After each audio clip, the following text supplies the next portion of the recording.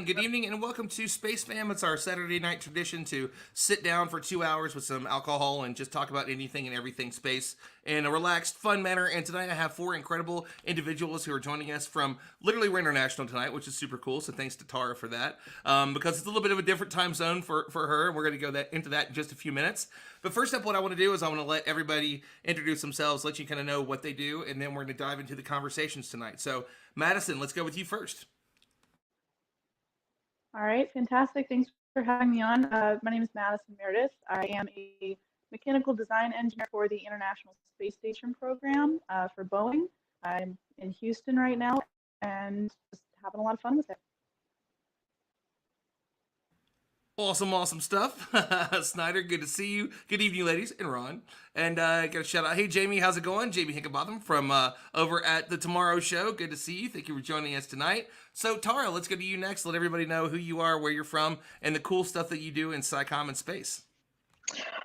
Hi there. So I'm Tara, and I am in Sydney, Australia right now. I'm actually American born, but I've been in Australia for 15 years. I actually discovered space by going to a NASA social event, and I kind of just drank the Kool-Aid, and here I am. So now I'm kind of an advocate for space, I guess. I do a lot on Twitter, and I also actually produce series and documentaries now all about space.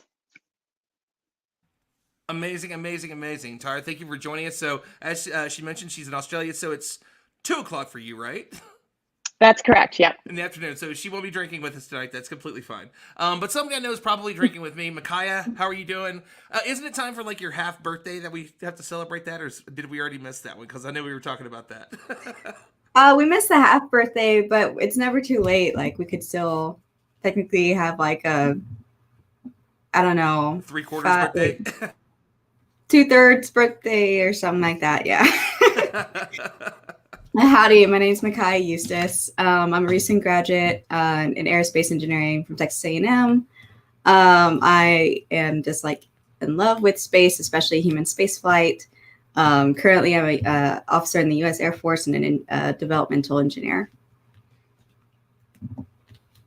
You just cut it off. Like, I thought you were gonna have like a little more oomph to it, and I was just like, woof. And you just I forgot what else I do, but I'll probably remember it later on. Fantastic. Jamie says, hello, wonderful people. What's up, the gorgeous night sky right now? I mean, how can we not all be super excited about what's coming here in just a few weeks? We've got the Great Conjunction. I'm working on a video for it right now. I'm sure Tomorrow's Show is as well. Always awesome stuff. We have so many big things. Starship, we're going to talk about that a little bit later tonight. So lots of cool things are happening. So Julia, I want to go to you next and say hello to everybody. Let everybody know the cool stuff you do. I'm personally super excited to have Julia on because we've been talking about this for weeks, if not months now. So this is extra special. So Julia, let us know. Hey everyone, I'm Julia DeMarinis, and I feel like that was a lot of hype. I hope I can live up to it. I am a PhD student at UC Berkeley in the Earth and Planetary Science department, and I've been in the field of astrobiology for a long time now, probably since about 2007, so I'm kind of a late comer into the PhD world, but have done some research in biosignature detection and things like that, and I recently worked for Berkeley SETI Research Institute or Research Center with the Breakthrough Listen program, and that's kind of who I'm doing my PhD under. So aside from academia, I do a lot of space outreach myself. I started a program called Space in Your Face, which is mostly on hiatus right now because we can't meet in person, but it's pretty much like similar to this, where it's, young adults, children of all ages, but with their parents' permission, because there is drinking that is encouraged and a lot of Uranus jokes. So if you're into that, you can visit our website, spaceinyourface.com. But currently kind of on hiatus. Thank you for having me. Absolutely, and I'm so glad to have you all on, and there's so much to talk about. There's a lot happening in the space industry right now, obviously. One of them was sad. I will be honest, when I first heard about Arecibo Observatory and knew that it was going to collapse, I thought we had more than days. Like, I thought it was going to be like a while before it happened. So that video came out this week, and it was, a little bit crushing. But what I do love about it is this has been a big year for a lot of struggling organizations to be able to kind of get the internet behind them. We saw I think it happened with the U.S. Space and Rocket Center. They were having a tough time, ended up raising like $1.5 million to keep their doors open. So it's really amazing to kind of see what's happening out there. But I don't know if in particular, is there anybody here that is especially connected to Arecibo? I'm going to guess Julia probably is, since what you just said, and I know it's close to my heart too. So for those that don't know, this is an incredible radio observatory that was in Puerto Rico that just collapsed. You probably saw it in the movie Contact, and you might have seen it, but you probably saw it even more so in the movie Goldeneye. So you probably have seen it at some point in your life. But it was a very important piece of technology that allowed us to do so many cool things over the years. Not just radio astronomy, try to reach out and see what's out there in the universe, but also, if I remember correctly, it also looked for like near Earth asteroids and such too. So Julia, you are the expert on it, so I'll let you go to that one. Expert is a strong word, but I do work with radio telescopes, and yeah, for like just a personal anecdote was when I got inspired to go into SETI and astrobiology because I saw Contact and saw a woman that looked like me and doing. Am I allowed to curse? Can I say badass science? So the movie Contact. Light cursing. We go with light cursing. We don't like to. I mean, there's times where I've accidentally dropped the F-bomb, but light cursing's fine. Light cursing I can do. So yeah, when I was 13, I saw Contact and my mind was blown.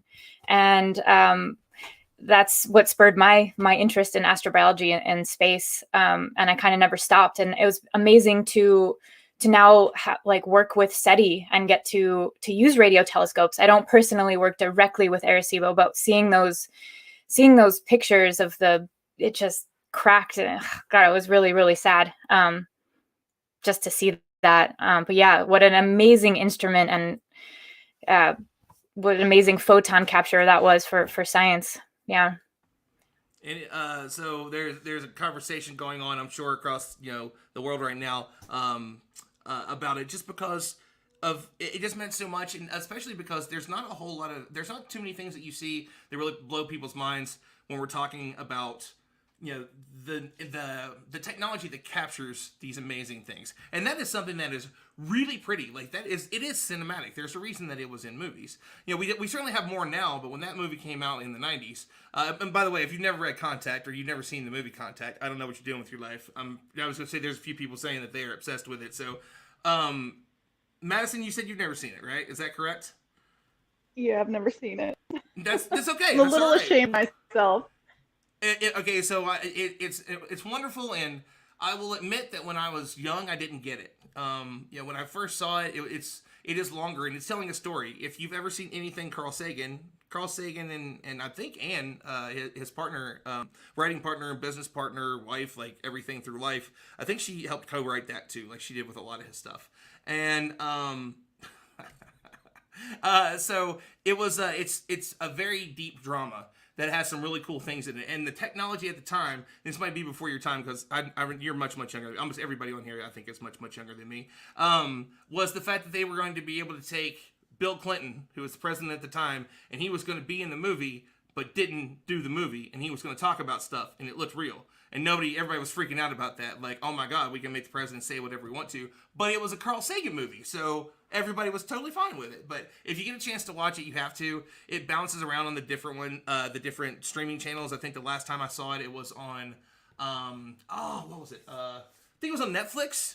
But just look for it. Trust me, it's out there, and you have to see it. Absolutely have to see it. So, Tara says it's never aliens. You're absolutely right.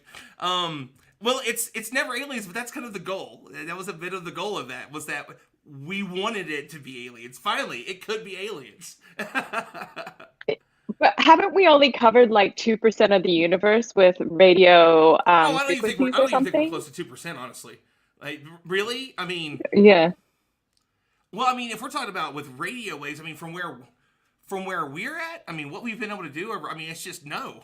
I don't even think we're at a fraction of a percentage yet, are we? Because if you think about how much time it takes for that to change or what we collect from it, because this is not my area of astronomy that I would go into. That's outside of my wheelhouse. I love it, but I honestly have no idea. I feel like it's a super, super small number. True. Well, it is also finding intelligent life. I personally think we may have missed them because of like time and how big everything is and how Sure. time's different everywhere. So, I mean, they might, and according to how their planet is, I mean, if their planet is geo-locked, or if, if it's close to their sun, there's just so many, I mean, Variables. yeah. So I don't really know if, I don't know. I'm happy if someone proves me wrong that there is something out there, but I don't know if they'll be able to communicate with us because we may have just missed them. So like even if like we for some reason we ruled everything out and we think this is a signal from an intelligent life, they could already be gone. Because of how long it took to travel over here. Well, I mean, that's It should be really that's one of unfortunate. those- I've heard it a couple different times. There's the memes that go around, right, where they kind of pick on us a little bit of, they're as aliens driving by and they see, all the junk that's in space around Earth, and they lock the car doors or lock the spaceship doors, just kind of picking on us a little bit. But I mean, we all hope for that first contact moment. I still probably my favorite sci-fi film of all time. I absolutely love that movie. I love the idea of the crazy guy that just is in it for the money, and he's a heavy drinker and stuff, and how life completely changes for him once he does this one thing that he was only doing for money, and how it changes the course of human history. That one's just fun, and just I love that Star Trek did that. I love that they went that route, and of course, it was. I'm not surprised that Frakes is the one that directed that, because that's so totally his sense of humor. But yeah, I mean, we've got I think Life in the Universe, and that's actually the show I think I was going to have Julia on. At the time, she was busy doing awesome stuff. But it was Dr. Graham Lau was on. We had a bunch of great people, and he's been on the show quite a few times. But right in our backyard, we could possibly have life, and that's one of my favorite things to talk about. I'm working on a video right now of here's 7 reasons we should search for life on Titan. It is like my favorite place in the solar system for that. I love Europa, love Enceladus, Mars. I know that there's plenty of different areas out there, but Titan is just so fascinating because without a doubt, that's a second Genesis. It can't be like us. I don't know how it could be. Julia, correct me if I'm wrong, if there's any way that we would have anything in common, but that's what makes it most fascinating to me.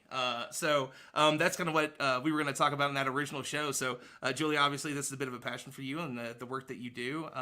So is there anything in particular about this search for life, this ongoing search for life, that just makes it, makes you smile every day and love what you're doing? Oh my gosh, yes. I mean, that's why I do it. Yeah, I mean, just waking up and getting to Julia, pursue. we cannot hear you. Oh, Maybe you can't hear me. Am I muted? Oh, no, you're not now. I got you. I probably wasn't saying anything important anyway. But yeah, waking up every day and getting to work on the pursuit of finding life out there, whether it's a biosignature or a technosignature, that really motivates me to do what I do and like slog through all the physics and stuff. But yeah, I love thinking about that. I love the question of, are we alone? It's not just it is a personal question, but it's also a human question. And I think it's a really uniting question. So that's why I am passionate for what I do. And I mean, so we have obviously folks that are passionate from all different backgrounds. So Madison and I actually met during Project Possum a couple years ago. I was the old guy, as I normally am in the room. So it was fun because it was a bunch of really brilliant younger students that were doing the Advanced Academy. Let's talk a little bit about that first, Madison, because that was a really fun experience. If you want to share that with everybody, what it was like for you. I've talked about it on the show before. I know I loved it, made some lifelong friends. So you want to share a little bit about Project Possum, what it is, and your experience that we had in Florida. Yeah, definitely. You may have been the old guy in the room, but I was the oddball background. I came from an oddball background, so that was really my first collaborative experience in any kind of space research. And Project Possum, for those who haven't heard Ron talk about it before, is this research program that is looking into research of noctilucent clouds in the upper mesosphere. And it's a really cool concept that brought a really several great groups of younger minds together, and just kind of trains them to think about how to conduct this research.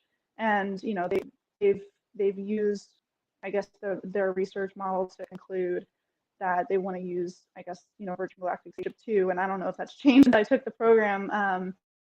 But you get hyperbolic chamber certifications, and you get to do aerobatic test flights, and it's just a really cool experience.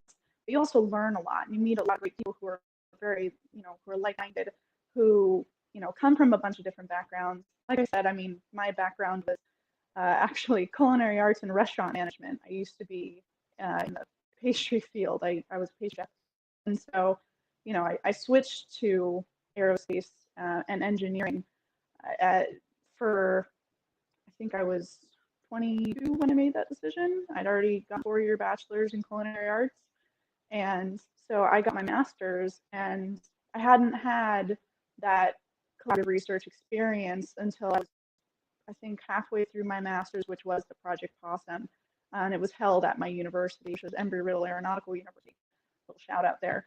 And so that's how I heard about it originally. But I met Ron there, and there were a couple others that I still keep in contact with, and it was just a really great experience that I'll remember forever. And I really hope to still get involved with them once the work schedule isn't a little busy. But no, it was what's not crazy as it has been. Yeah. Yeah, it's been a little crazy, but it's been a lot of fun. Working on the ISS program has been completely just life-changing and entirely fulfilling. And I get to work with, you were talking about, the discovery of life. And for me, that search is more interesting to me when I look at it in terms of habitability. You're searching for life, but I'm more interested in searching for the ability for humans to live there. So, for example, we do a lot of that research on the ISS. How do you live in space? And so, and further, we're furthering our efforts to research how to live in space to get to Mars and beyond. So that's the kind of search for life I'm really interested in. So human factors component of it. So that's really cool. I mean, don't get me wrong, I would be super stoked to go check it out for myself. Like, get me to Mars. That's part of my goal, right? And so you can see, hold on a second, the other shoulder here. Hold on, let me move it over. So it's kind of hard to see it, but that's actually a poster from Supercluster. And it shows the starship and a few of the accessories that will go along with it. And one of them is also the Cybertruck, the Mars-rated version of the Cybertruck. So that I love having that one in the background. And so we've actually got a couple questions from the audience here. So Jamie is asking me directly. The video nerd in me can't stop trying to figure out what software you're using for mixing vMix OBS. I do know how to use both of those, as well as Streamlabs and everything else. This one in particular, it's one of the most intuitive that I've seen out there. This is StreamYard. And I use it all the time, especially for big panels. My friend Will Young, the Deep Sky dude, introduced me to it. Cannot say enough about it. It's amazing. If it gives you the technicality that you need to a certain level without having to go like that next level with like Streamlabs, OBS, and stuff like that. But yes, no, those are awesome platforms, and I've used both of those too. So Jane wants to know, Julia, can you tell us more about Titan? And that's a really good point, because I didn't specify why Titan is so interesting to me and why life could be different elsewhere. So in particular to, like, say, Europa, Enceladus, Mars, and so on. So Julia, can you give us a bit of a breakdown about Titan, what's so exciting about it, and why we may find life there that's so much different to us? Technically, that's second Genesis. Sure. Also, hi, Mom. That was a question There's a lot from of my your mom. last name in the comments section. I see Aaron, Jane, Ron. That's my family. Yep. Hi, everyone. Yeah, so thanks, Mom, for the great question. Titan is an enigmatic world where it's the only moon to have an atmosphere and the only place in the solar system that has liquid on its surface other than the Earth. And the atmosphere is really similar to Earth's atmosphere, where it has a ton of nitrogen, just like we have, but it doesn't have any oxygen. It has like ton of nitrogen, I think like 95%. Someone correct me. I haven't looked at the facts recently, but and like 5% methane, I think that's it, or maybe 15% methane. Sorry for not remembering this to the super minutia, but and it's got a crazy terrain. So if you ever look at a picture of Titan from the Huygens probe that landed and was able to take some images and take this beautiful video on the way down, you see mountains, you see like stream beds, you see it landed in a dry lake bed, but you see all these really familiar features that look like it could be on Earth with like a sepia filter, but its geology is just crazy. All of the mountains that they have there are made out of water ice. So it's so cold. It's like minus 300 degrees Fahrenheit. Hi, sister. Hi, Zoe, my niece. Where was I? Lost my train of thought. So yeah, it's a really cool place where the water is not water there. It's liquid methane. It's so cold that you can have liquid methane. And we're sending the Dragonfly, hopefully that will all be successful, which is like a 8-bladed octocopter helicopter drone on Titan. So it should be a really exciting time once we land and do more research on Titan to see if there is possibility of life. It has a lot of the right ingredients. There's even a subsurface ocean. So maybe if life isn't on the surface, if there might be in the subsurface ocean, which would be really cool to find. So just a really cool place. I could talk more about it, but I think that's a good little tidbit. So, and I don't want to hog the mic too much about talking about Titan. No worries. I mean, well, let's see. Tara, are you ready? We'll start filming right now. You wanna do a new series on it? I gotta talk to you about this. So this is a big thing for me. It's something that one, I love to see more and more of. That there's more and more documentaries out there. There's more and more shows. Obviously, Cosmos Possible Worlds has been killing it this last so many weeks on Fox, and it did earlier this year. And now Alien Worlds is on Netflix, and it's in the top 10 already. And I was making a joke about it on Facebook, like, that's really awesome.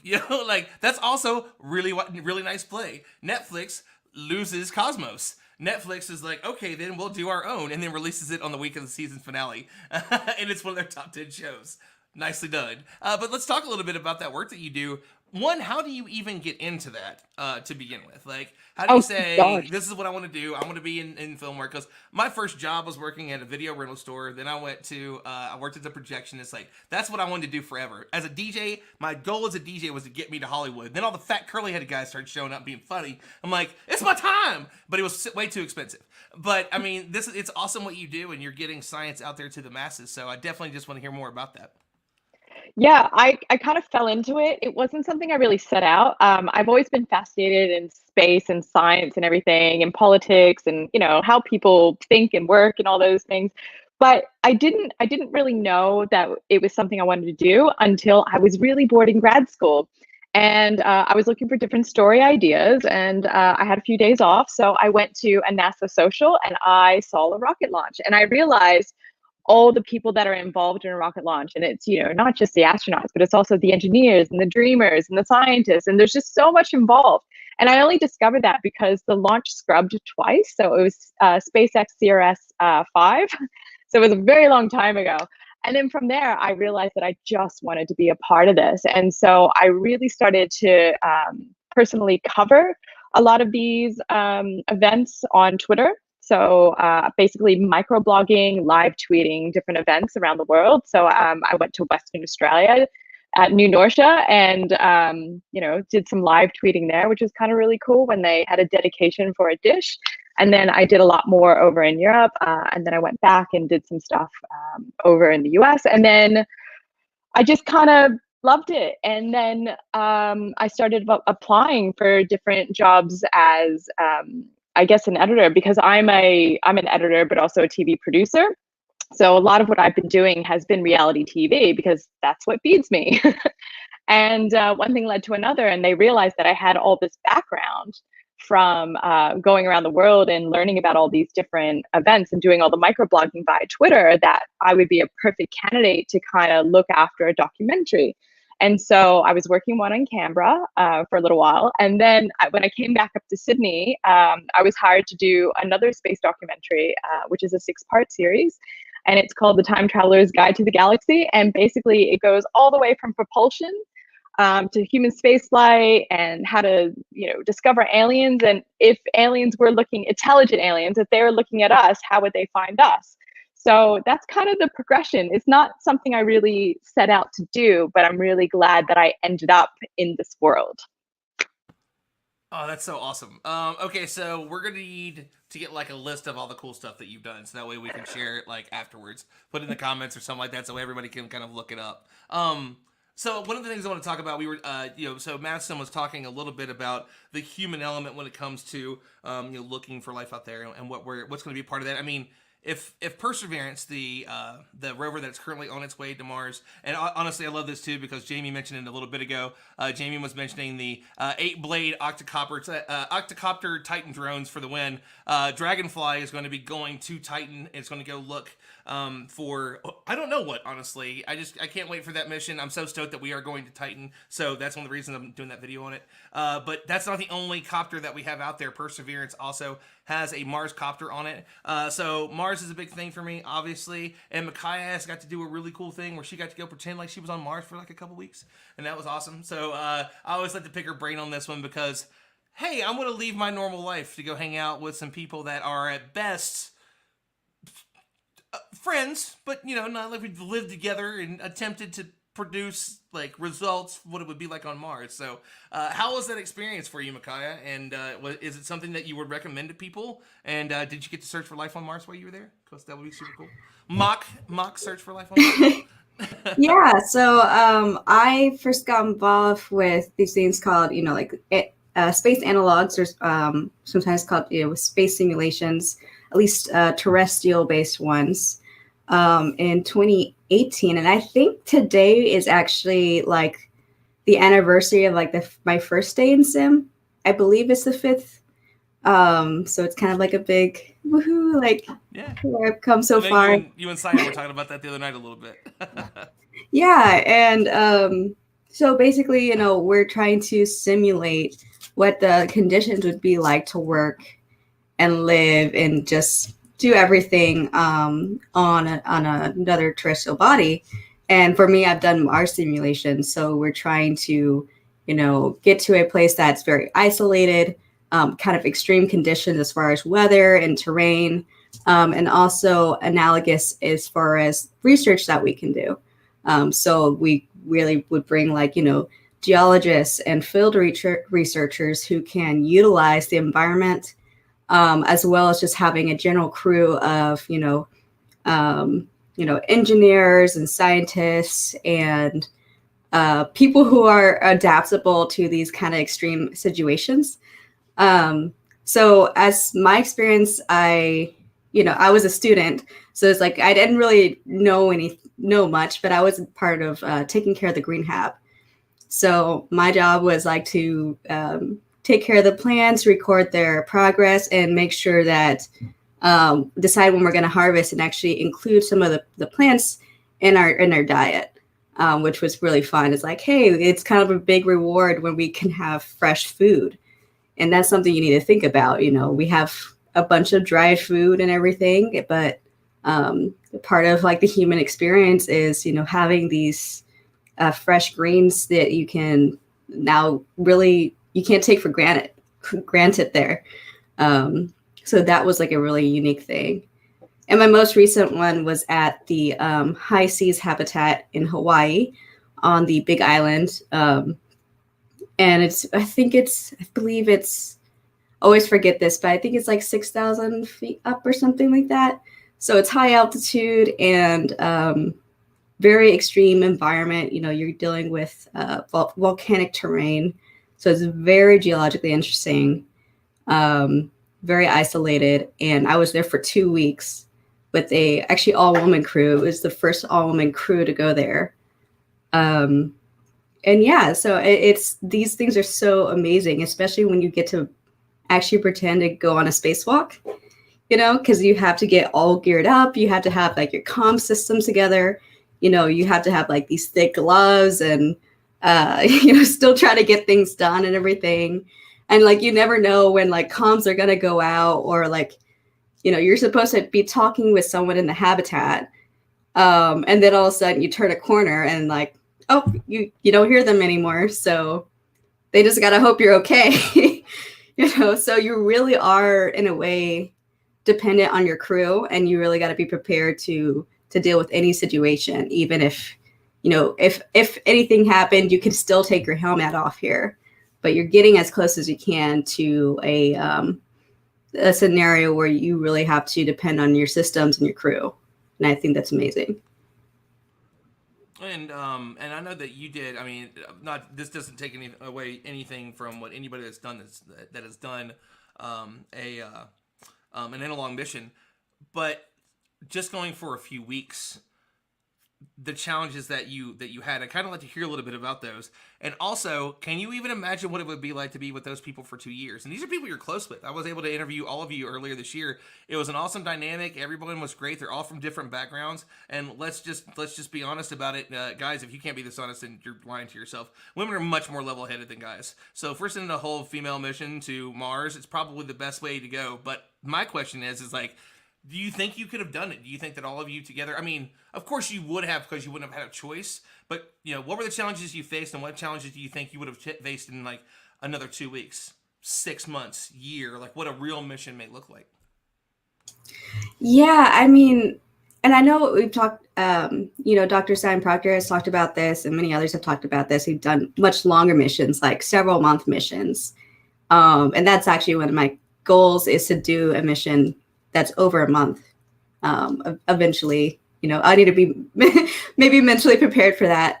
But, a lot of the like normal like systems start to break down in a bit. And maybe like, in a scenario where it's all new people, you may pretend to be very, nice, and you don't want to step on people's toes. Not everybody, but a lot of people may, don't want to get into conflicts and stuff like that. But then now you're, the person is doing the same annoying thing for weeks and weeks and weeks. So you have to find a way to, deal with these conflicts and arguments and these things, in a way that's productive. Like, it's not going to break down the crew dynamics. And, I haven't had an experience like this really with my missions because they're short. But I've also heard of just terror stories of crews that break down on these analogs, and it's just horrible. Like, to think that midway through, half of the people can't talk to each other, or there's people get in certain dynamics or special type of friendships and stuff like that, and then that splits. That just really makes just like a weird crew dynamic. And it's like, maybe it's good for like a drama space show, but not something you want to see when you're actually trying to expand humanity and get on another planet, and do that research. So one, thank you for that breakdown. Tara, I know you have a question, and then I got a question from Jamie Higginbottom. She wants to ask you one. So Tara, I'll go to you first. Yeah, I was wondering, so what was the most popular food that people really liked on analog missions? Most popular food. I mean, okay, so I think I'd say one of my favorite things, I think it's different for everyone. Like, anytime like I got to have like pancakes or bread or something, was amazing. I really liked freeze-dried fruit. So like strawberries were the bomb, blueberries just amazing. And I know MDRS they had a pretty good selection. And I'm pescatarian, so like I couldn't eat like the freeze-dried beef and stuff, but it was actually like really kind of not that bad. But maybe you just kind of get used to it. And this is the sweetest thing I've had all day. Making ice cream. I've also had experience making ice cream with like freeze-dried ingredients and stuff. And it's still, the bomb. Anybody else here have the chance to do anything like that yet? No. Make ice cream or be on an analog Well, mission? both. I mean, I think more importantly is ice cream, because if you can make ice cream, you can make ice cream on Mars, and that's a great thing because I'm fat and I'm hungry, and I will always love to have sweets on Mars. So, Julia, I'm guessing that maybe both. Maybe both. I have made both. I'm vegan, so being on the Mars Desert Research Station, that was the analog mission that I got to go on. Just as Micaiah. I'm blanking on your name already. Micaiah, I was like remembering Eustace from the flyer. So I wanted to say that. That's your last name. So Micaiah, just like Micaiah said, the freeze-dried fruits were good, but I think maybe because like I was vegan, so I ate a ton of the freeze-dried veggies. I was obsessed with that. But yeah, we went through our freeze-dried veggies a little too fast, but we also had a green hab that also I took care of. That was my baby. And we made this bomb pesto from the herbs and some nuts, and it was so good just to have something kind of fresh and green. But yeah, that's my contribution. So I love the fact that we ended up talking about food grown at MDRS in particular. So I got the really fortunate chance to work with my friends at Galactic Farms, who I've actually in the hallway. I have the newest version of the Galactic Farms prototype, and so they had it on one a while back when it was. I'm blanking on her name right now. It's been so long since I've talked to her, Dr. Johnston. And they had it. It was on the Mars TV series. It's super cool. It's just, we actually have it in the Discovery Center of the museum that I work at, and it's a way to grow food on Mars, and they were the first ones to utilize that. And so it's awesome to hear folks talking about growing food, and it's also a big thing for us at the Humans to Mars Summit that we put on with Explore Mars. It's talking about how we're going to eat once we get there. Like, there's a lot to the fresh food. They talked about how much they enjoyed actually having, like live life in the habitat outside of themselves, something to take care of, something to focus on.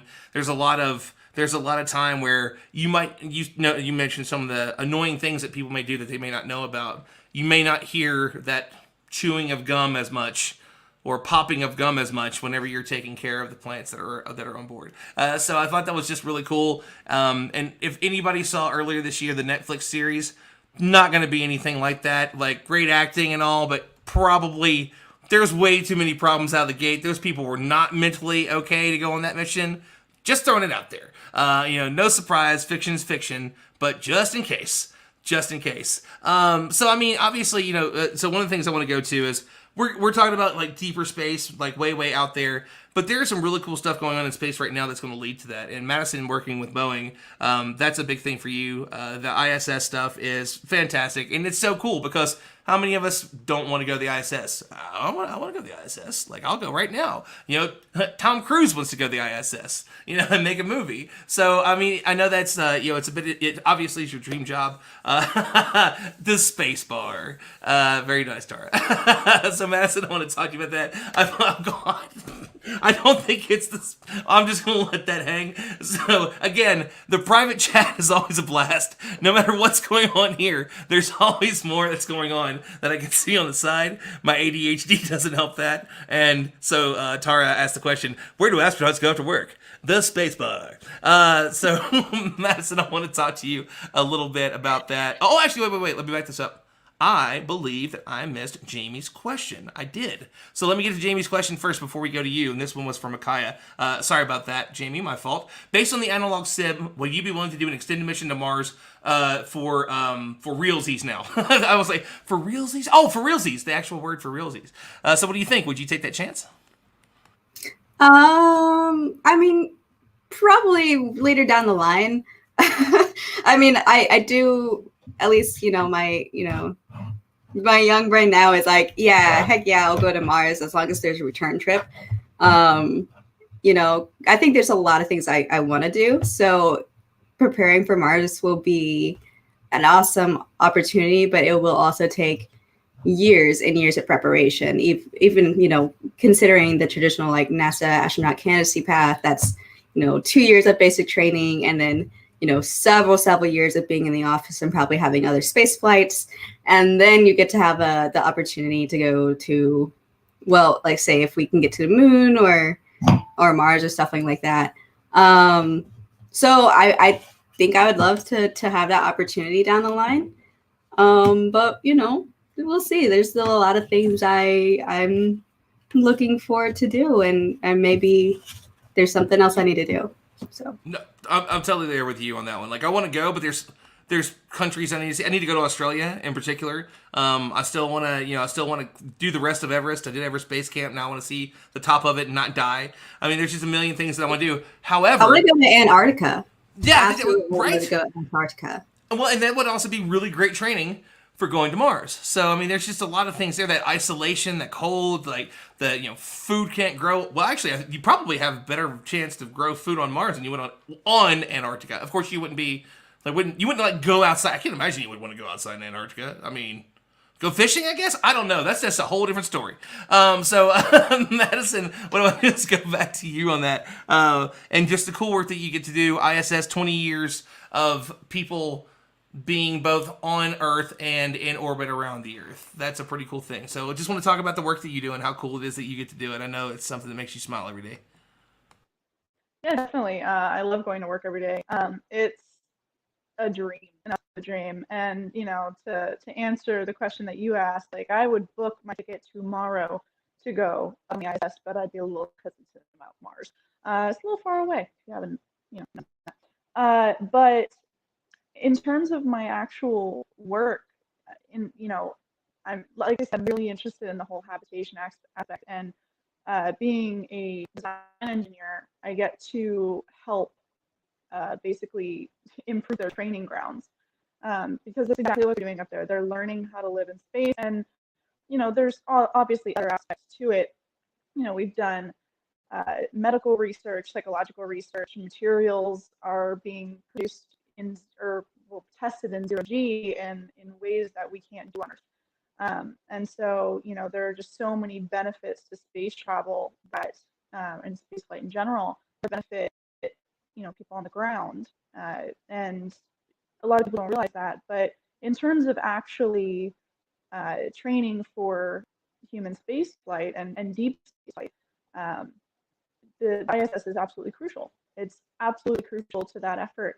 And basically, my job entails, as a lot of people know, the ISS is modular, and basically everything, most of what was launched, I don't want to say most, but a lot of what was launched originally in ISS for the ISS has been swapped out or replaced, and the modularity of it makes that possible. And so basically my job is either helping to design improvements, modifications, or replacements, or new hardware in general for the ISS. And these modifications and improvements go towards, like I said, improving the training grounds. Like recently, we launched and installed some lithium-ion batteries, and that just went a long way into improving the space where they're working, because they work almost on stuff.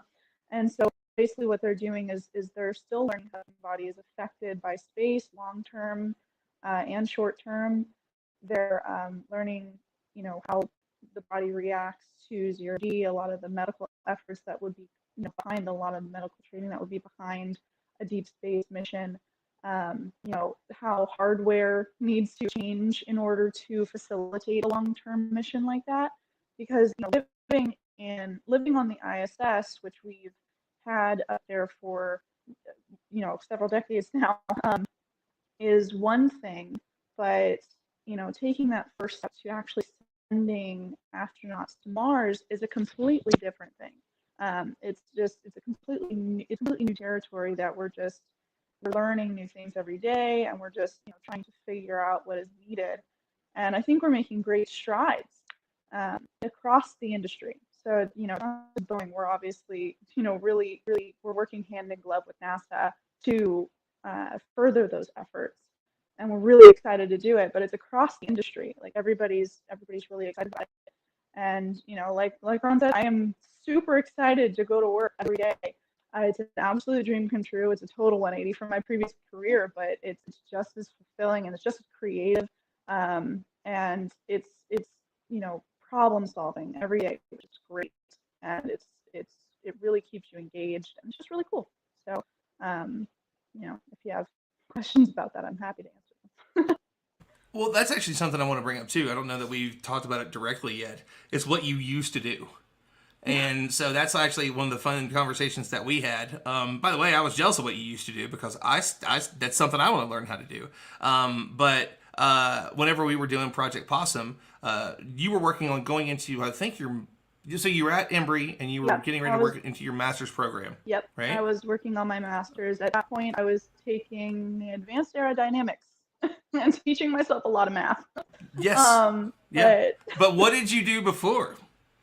I was a pastry chef and wedding planner. So, I have the planning, scheduling, and logistical side of my job down. It was just yes, you do. Yeah, as somebody that's been a wedding DJ, I don't even want to talk about what it's going to take to plan one. The rest of it, yeah. It's a lot of fun. It's just really challenging, and you have to work on communication and working with other people. And you can carry a lot of. It sounds really weird, but you can carry a lot of those skills over to any industry and any career. But I find that my organization and my planning and my communication, like my ability to communicate with other people at any level and just be somewhat comfortable, those are probably the most important skills that I've been able to carry over. But yeah, I don't really know what the thought process was behind the original switch, because I've been wanting to be an aerospace engineer since I was 6. I told my mother when I was 6 years old I was going to be a NASA aerospace engineer and I was going to go to space at some point, and that was the plan. That was the plan all the way up until my senior year of high school. And then all of a sudden I was like, I'm going to cook. I'm going to cook for a living. And it was great. It was interesting, and like I said, it got me these skills that I carried over to this other amazing career, and it taught me a lot. I got management skills under my belt, and like communication skills, and all that planning and orchestrating and scheduling. It was an invaluable experience, and I wouldn't trade it to have on straight into the field I am, because I feel like I am a better engineer because of those skills.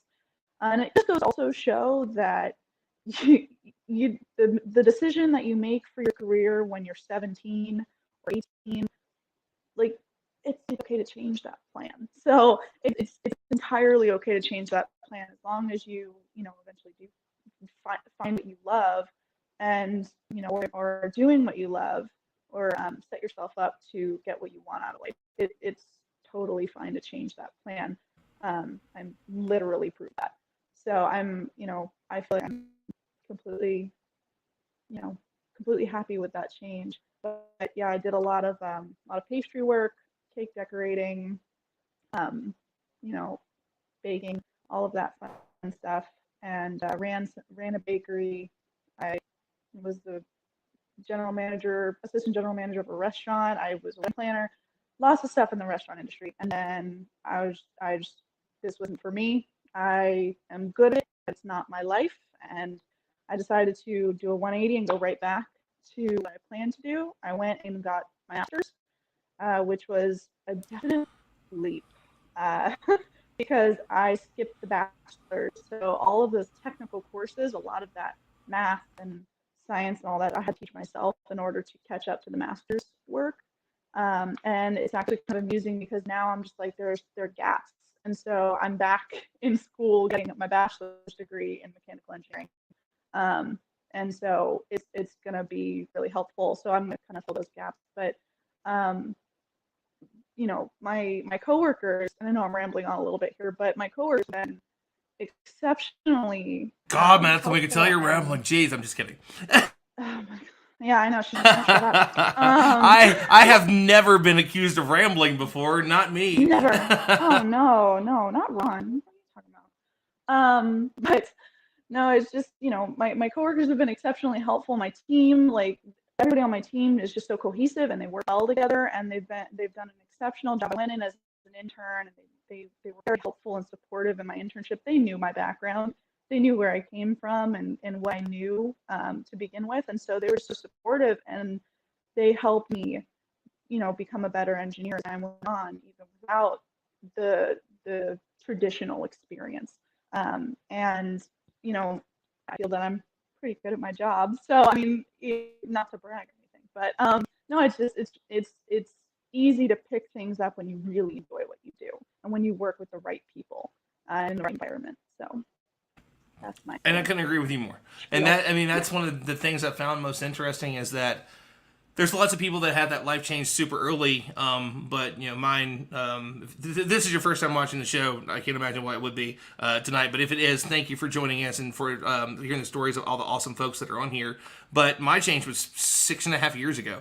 I had no desire to be in the space industry. Watched a TV show, and that changed everything. And it's just to find all the different people that have come from different areas, or you see people that have had a background. Like Madison had no reason to leave what she was in. I had no reason to leave what I was in. It was good money, could travel, could do whatever I wanted to, and it was awesome. But there's something so deep and connecting about the space industry that once it pulls you into its orbit or will of gravity or whatever pun you want me to make, it really is. It's hard to pull out of it because it's just so fascinating.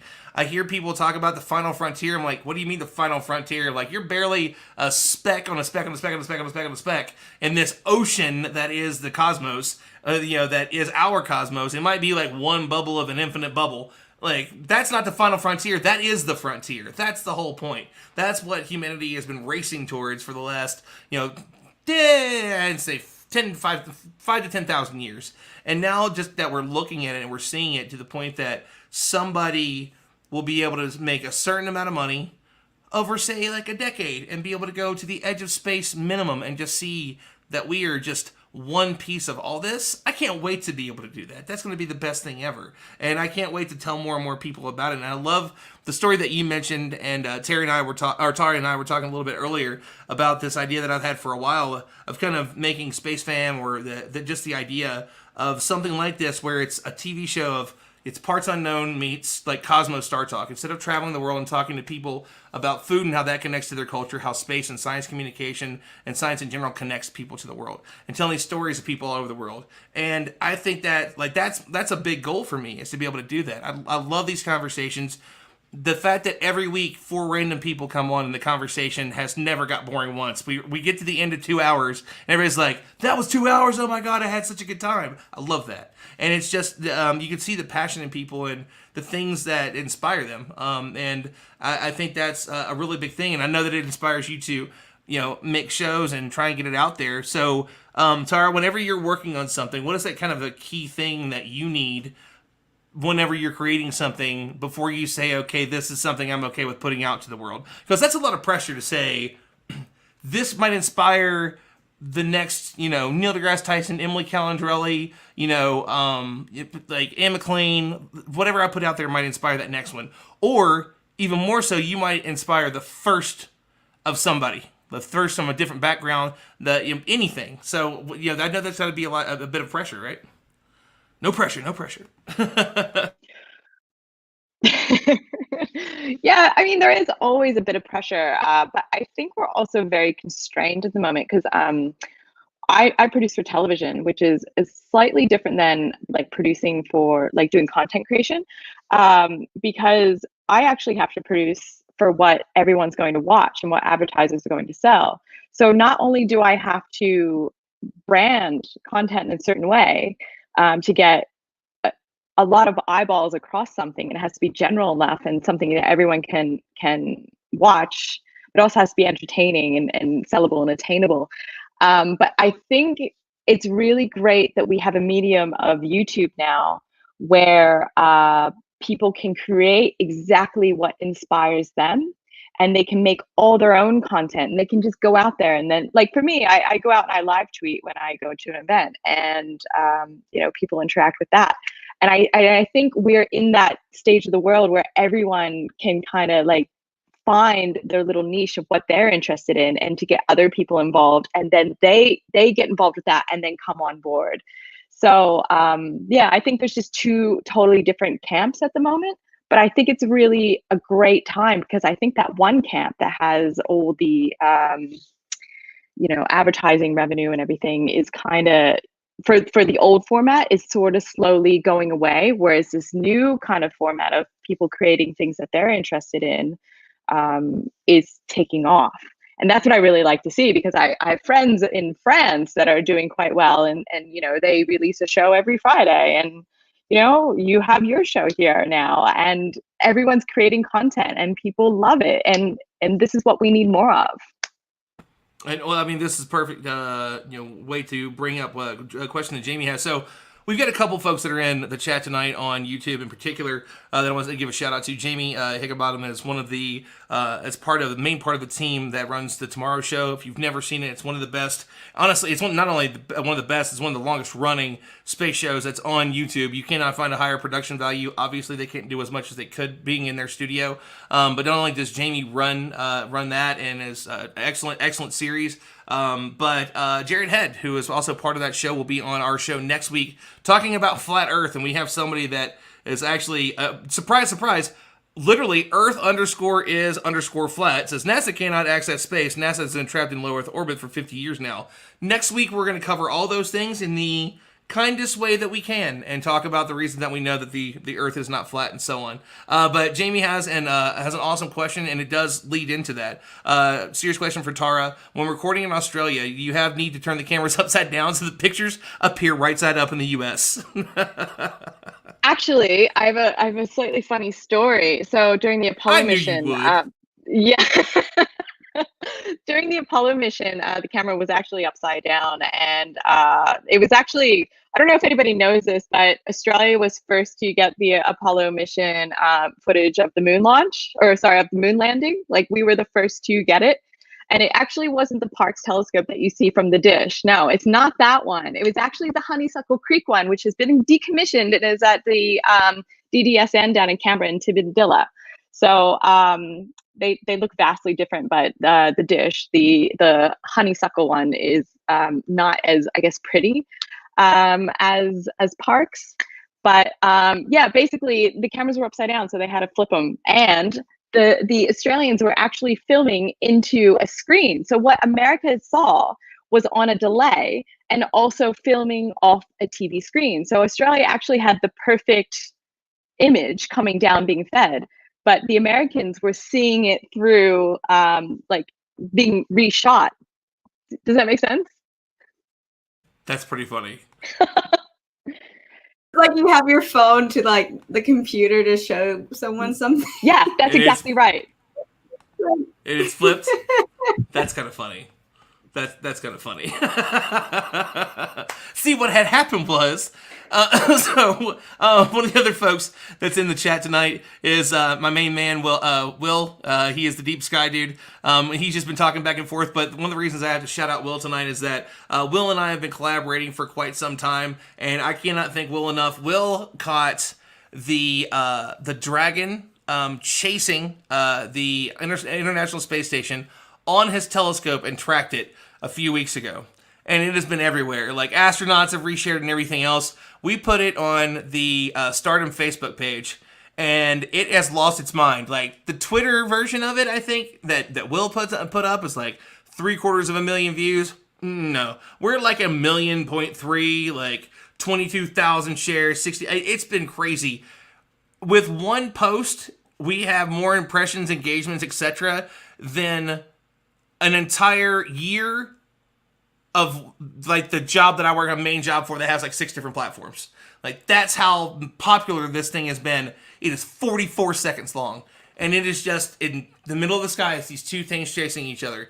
You can clearly tell what it is if you've ever seen a satellite passing over before, and one's just a little bit brighter than the other one, and it's the coolest thing in the world, and Will just kills it, and it's just so awesome, especially to see, Ellen Ochoa had reshared it and talked about it, and I'm so excited for Will because it's getting so much press. And also thank you, Will, for always sharing your awesome stuff with us. We've caught so many cool things. He's had video like the Dragon Nebula. Whenever the Dragon re-enters into the atmosphere, as it does the landing burn, the gases in the atmosphere turn a multitude of different colors from like the fire and everything else, and it's just absolutely beautiful.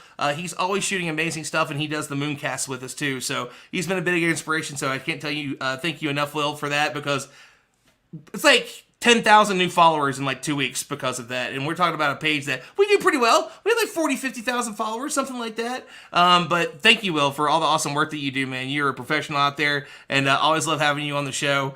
And there's somebody just randomly saying weird things on. So always love these. The people that come on, it's like they just can't handle themselves. It's like, what's this guy saying? Oh, and I forgot that there's... Oh, nope, just more random letters.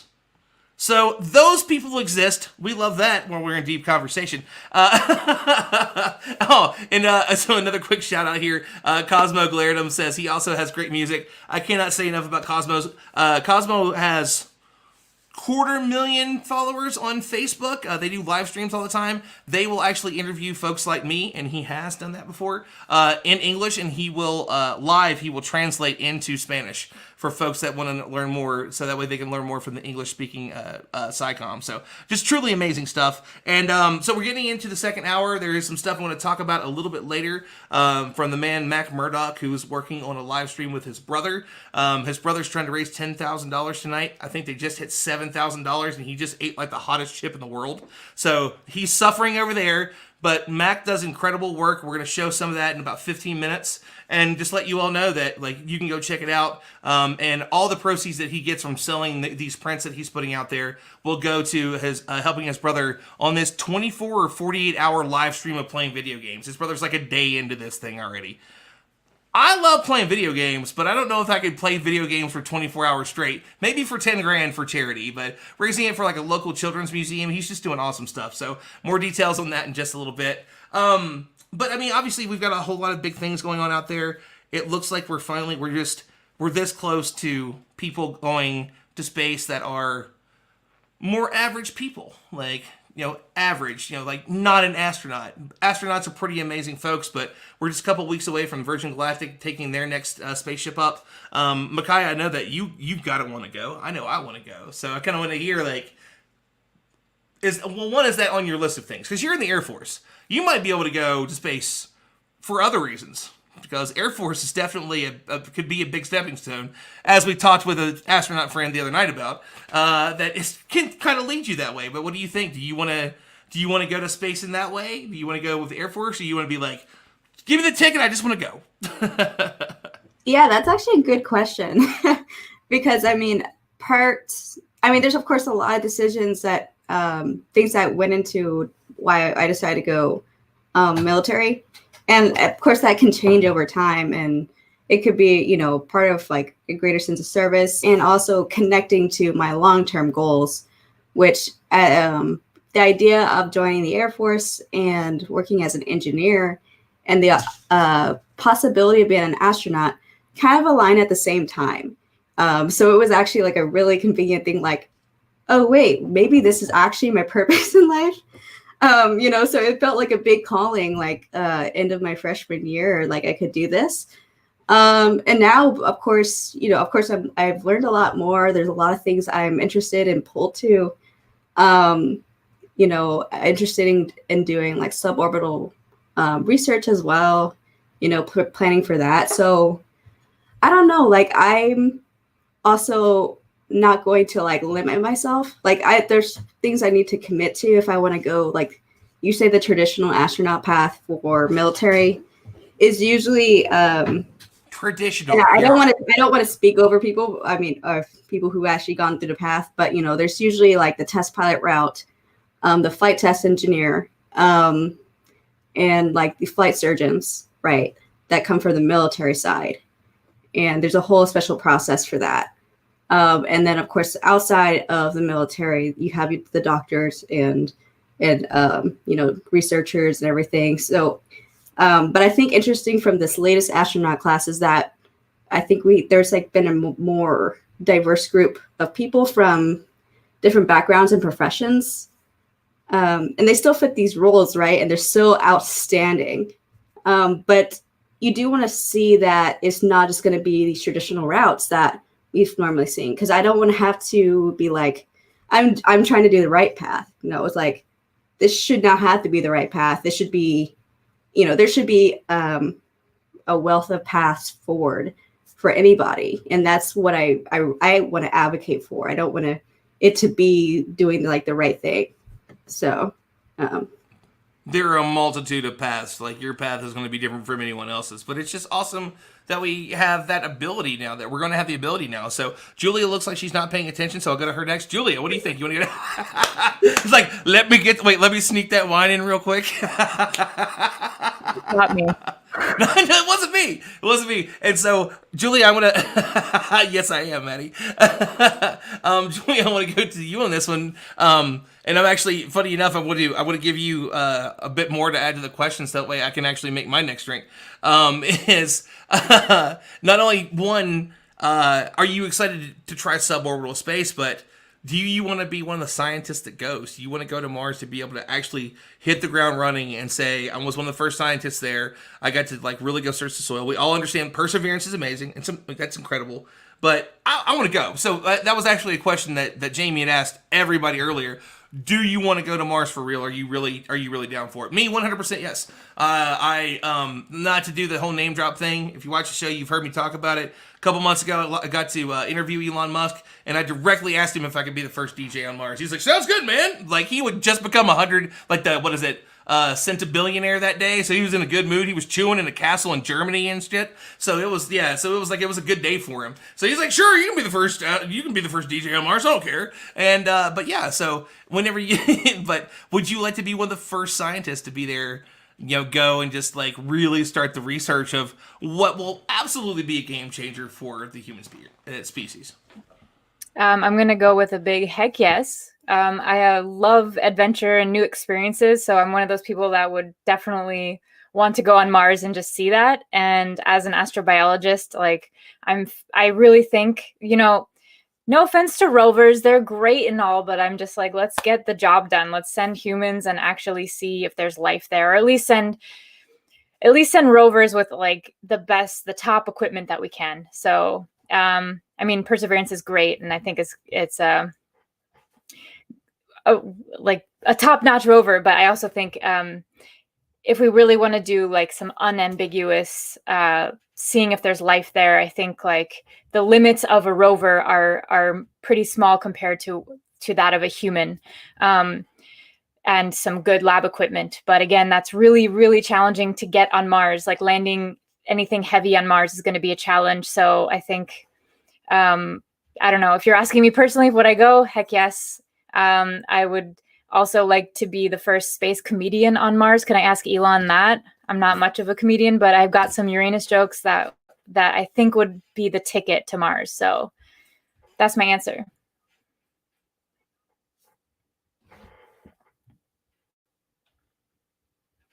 I think I'm still on the screen. Is just me still talking? I think we lost him. So now that I did say I was going to go make a drink, and I think I was trying to make it back in just enough time. Like, will I make it? Will I make it? Will I make it? Who knows? We're gonna roll the dice. That's what we're gonna do. So I'm sure your answer was wonderful. Sorry that I missed it. I will go back and watch it, and I'll message you afterwards. It was crap. Tara.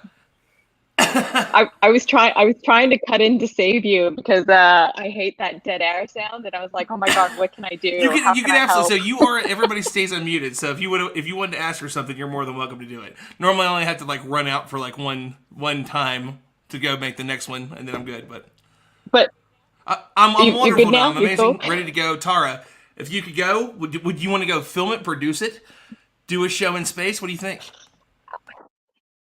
I'm actually I'm probably one of the weird ones that actually is okay being on Earth and being support crew for those who go to space, because I think there's so many better people than me that can explain it better than I could. And I think it'd be great to go, but I'm really happy here, and I think there's a lot here that I still need to explore. I have thought about this quite a lot. I mean, I'd go, but at the moment, I think there's better people that should have the opportunity to go. I love that. And I mean, there's always a mixture, and there's folks that are out there. By the way, if you're listening and you're in something that's not engineering or not astronomy or whatever, there is a space for anybody and absolutely everybody in the space industry. Like, it's all out there, and that's the way that it should be. And that's what's awesome, is that we need the artists, we need the designers, we need all those folks. That's what's going to make it possible, and it's going to we need just the sport in general. Yeah, Tara? And I just want to jump in. I have never felt so welcome before in a community until I entered the space community. And I don't know why, but I feel very welcomed all the time. And it's Agreed. okay to ask questions. Everyone's really cool. So yeah, mass kudos for including me into this space world.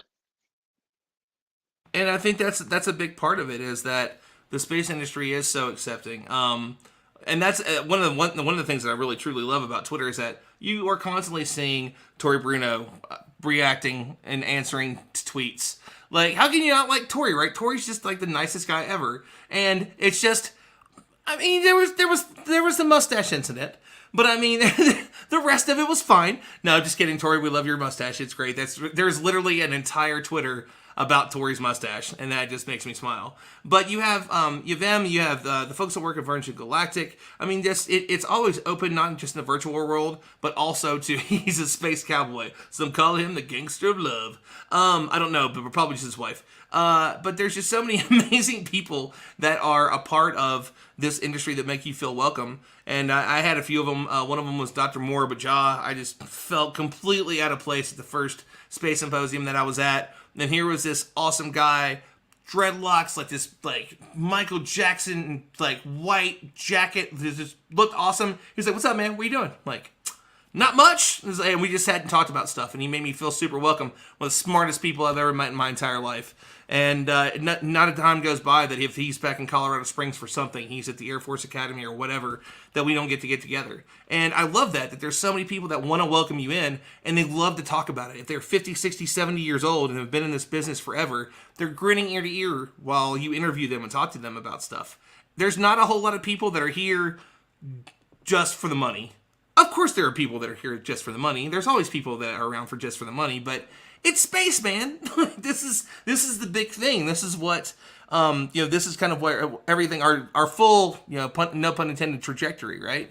And I think it's a really, really exciting time. We've got so much that's going on. So is anybody in particular excited about the Starship launch? And I am stoked, but I do not want to get in a car and drive forever and see. Yes, someone just mentioned how much they love Gwen. Gwen Shotwell is the bee's knees. If you've never met Gwen, I was shocked. Like, Gwen is the day-to-day for SpaceX, if you don't know who she is.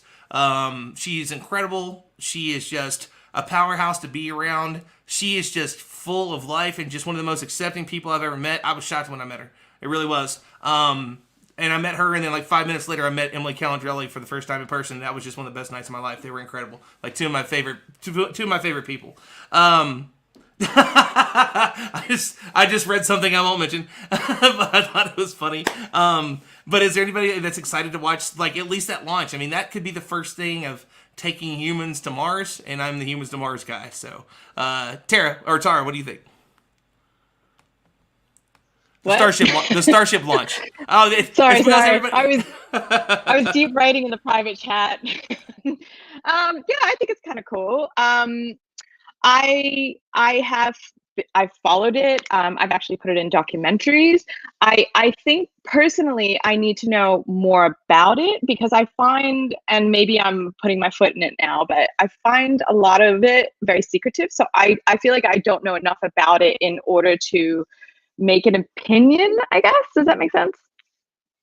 No, absolutely. Of course it is. Well, I mean, that's kind of the thing, is that it's just a different animal. It was built so fast, and I know so many cool people that are in the area right now. A lot of my favorite science communicators, and it came out of nowhere in the middle of nowhere. It's just this spot that's doing some really cool stuff, which is exciting. And I mean, it's not just that, but it's the different pieces. Virgin Galactic is huge for me because I want to fly, and then I want to go to space. Same thing with Blue Origin. I want to go. And then so we've got a couple of other big missions that are coming up soon. Space has been the thing this year to inspire so many, and that's what's exciting about it. When things got rough or were really sucky, it was the 10 minutes out of the day that made a lot of things better. And that's that for me is a big thing. It was, we're fighting with each other about anything and everything that's going on in the world. And it's like, oh, but at nighttime we can go up and look at Comet Neowise. Like, that was pretty awesome. Like, that is, we haven't seen something like that in so long. Space still has this ability to unite us, and I think that's a really, really beautiful thing. Like, that just touches me in my heartstrings. So, yeah. So, anybody else that's excited about it, that's going to be watching it, or is it more? For me, Perseverance, I think, might be my next big one. Like, Starship's going to be cool, but the Perseverance landing, I want to see the helicopter. Like, I want to know, like, I haven't asked anybody this, and I don't think I've ever heard anybody ask the question. It makes me mad now because I have been either in the audience or produced something with everything from Bridenstine to Watkins to, you know, everybody that's a part of it, and I've never asked, is there something on Perseverance that's going to be filming the helicopter flying away? Because I want that moment. I want that moment so bad. Like, so bad. Nobody wants to jump in on that one. I thought that was a good segue, man. I'll say something. I'm actually really excited for ESA and their return mission of the stuff that they get on Mars and bringing it back. I think it's really cool to be able to, you know, successfully launch, like the first launch from Mars back to you know, Earth. We just had the Hayabusa come, you know, enter the capsule, just enter into Australia. It was in the outback. It happened like last night, this morning, which is awesome. So I can only imagine, you know, when ESA sends this rocket over and then brings the stuff back from Mars, like, that just blows my mind. This is what I'm interested in. Like, there's just so many cool things happening right now.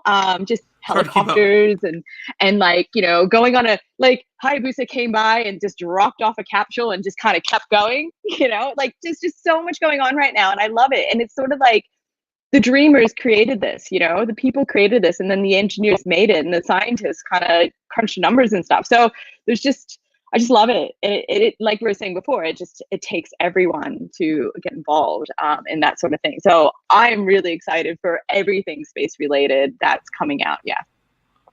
Agreed. Julia, are you stoked for Perseverance? And I mean, a real mission that, like, one of the main missions is to go look for life. And I want to know what that little copter is going to do, man. I'm telling you, people are going to lose their mind once we get that video. It's going to be like that one. We're going to see this thing fly away, and people are going to lose their minds. I'm telling you, I just believe it. I mean, I'm excited for it all. I'm also excited for the sample return mission from Mars, like when we actually get a sample here that we can analyze in labs. I'm stoked for it all, and I'm sorry, there's like weird particles going around. I'm really excited for humans to go in space. I think someone mentioned in the private chat about the overview effect, and I think, like, I'm kind of a fan of private space as well. Like, I think humans in space, put powerful people up there, get them to see Earth for the beautiful oasis that it is floating in the cosmos, and get people, you know, in this frame of mind that this is a place to be, I don't know, not saved, but protected. And yeah, I think I'm excited for it all. So probably not the answer you're looking for, kind of just like a space fangirl. I'm also more of a fan of Titan and Enceladus and some of the Jovian moons. Same. I think, yeah. So I don't know, like, Mars gets a lot of attention, and I kind of feel like maybe let's throw some attention at these Jovian moons as well. So that's my humble opinion. Well, okay, I'm with you on that one. I definitely want to go back to something, but Jamie had actually mentioned earlier, and I love this, that the community demands some Uranus jokes from Julia. So I don't know if you gave one while I was gone, or if you want to give one now, but you mentioned at the beginning of the show that you do make Uranus jokes on your website. So is there anything in particular that jumps out? And then there was actually a question that I did miss from Kevin Martinson earlier that I want to go back to. And it's honestly something I don't know the answer to either. So I'm excited to kind of hear that. And it's about Enceladus. So first up, are there any Uranus jokes? Or should we call it Uranus since it's this late at night? Is that just kind of a rule now? Well, I mean, like, how far do we want to probe Uranus right now? I just want to get a gauge of, like, how comfortable we are here. How deep do we want to go into Uranus jokes? Because you know what happens when you encounter Uranus? Scientific. Yeah. Okay, so like when you encounter Uranus, say you probe it with like a rocket, you know what those look like. So you first encounter a gas, right? As you might think you would if you were to enter Uranus, but deeper down, um, you start to encounter kind of like this liquid hydrogen. So you can think of it, first the gas and this kind of like liquid, and then eventually you'll if you keep probing, you'll get to the core, which we think is maybe around Earth-sized. So that's one way we could talk about Uranus. But do you know how you can observe Uranus? Everybody at once. No, how? Please tell us. The dumbest joke, but you can look in a mirror, look back at it. Please take the camera off at this point. Was that enough? If that was enough, Yeah, I that was completely enough. understand. Well, and Kevin, it's been a while since you asked this question, so I'm still scrolling up to it, but I remember that it was something in the general area of, is it only a subsurface ocean on Enceladus, or could there possibly be water above? The last, as far as I've known, it's always been, it's like a mile or two thick crust until we get to that, what we are looking at is the same thing with, well, Europa is somewhere similar too, but Enceladus is older, I think. So, do you want to jump into that one real quick before we go on to the next one? Was that for me? That one was for you, Julie. I don't know that if there's anybody else on here that has an Enceladus, fan, you are more than welcome to jump in as well. So Enceladus, like any object that's just out in space, in order to have liquid water, you need to have pressure and the right temperature. Everyone talks about the Goldilocks zone, right? You can't be too hot, too cold. You have to be kind of just right. But that's not the whole story. You actually need some atmospheric pressure to keep things liquid. If I were to take this like glass of water just out into space, if I was on one of those space ships right now launching from wherever, this would, depending on the temperature, either vaporize into a gas or condense as an ice like instantly. That's why we humans need spacesuits, so we don't like boil our blood away and our organs don't explode and our lungs don't explode. We need that pressure to keep our bodies intact. So something that's not really talked about is atmospheric pressure. So what I'm trying to get at is like any liquid on a surface that's exposed to space won't remain a liquid. So, sorry, I just saw this Uranus thing. I had to pay attention to it. I've seen Uranus in my telescope. Awesome. Yeah, Uranus you can't see with your naked eyes, unfortunately. So you need binoculars or telescope to resolve it. So what was I talking about? Liquid on Mars is another Enceladus. Enceladus. But just want to talk about Mars. Everyone's like, there's water on Mars. And it's like, well, Mars has a 1% the atmosphere of Earth, which is not a lot of atmospheric pressure. So it's not very likely that there's liquid water on the surface of Mars. If you want to find liquid on Mars, you got to go subsurface, or maybe if there's like maybe in a valley somewhere where there's a lot more atmospheric pressure and higher temperatures. So yeah, Enceladus, Europa, you got to go subsurface to have the right conditions to actually physically have liquid water. Yeah, I have a slide if you want. It's pretty boring. Maybe later. It's like I have a slide. Well, you went a little blurry on us there, but we can still see you, so that's good. Well, I mean, I think that there's just the comments, man, are killing me. There's so many Uranus jokes, and that's exactly where we wanted this show to go. Would water on Uranus turn into a gas as well? I think he's actually serious on that. Great question. It just depends on the temperature and pressure of where your liquid water is. Are you like on the top layer of the atmosphere and exposed to space? Yeah, that would turn into a vapor or probably condense as an ice. But yeah, the deeper you dive in, you will have enough pressure and temperature to probably have liquid water if you want to deep dive into Uranus a little more. I think we went far enough down that hole. No pun intended there. No, that was no pun intended. You need to be around me more. That was 100% on purpose. Like, did you not hear the tone? My voice dropped. Anytime that I sound like Ron Burgundy, whatever I just said was completely on purpose. So just let you know, San Diego, welcome to the show. Maddie, dude, it's just a fart joke. Oh man. Boeing Space has a lot of stuff going on. We've been talking about, that one's great. They're killing me tonight. But Boeing's got so much going on. Obviously, working with ISS. Do you just want to kind of ping us a little bit on some of the other stuff that Boeing has happening that we're all excited to see in the near future? I don't think Uranus jokes are normally funny either. It just happened to get me at the perfect time tonight. But Maddie, let's talk a little bit about that. Just like some slight updates on everything that you all are up to.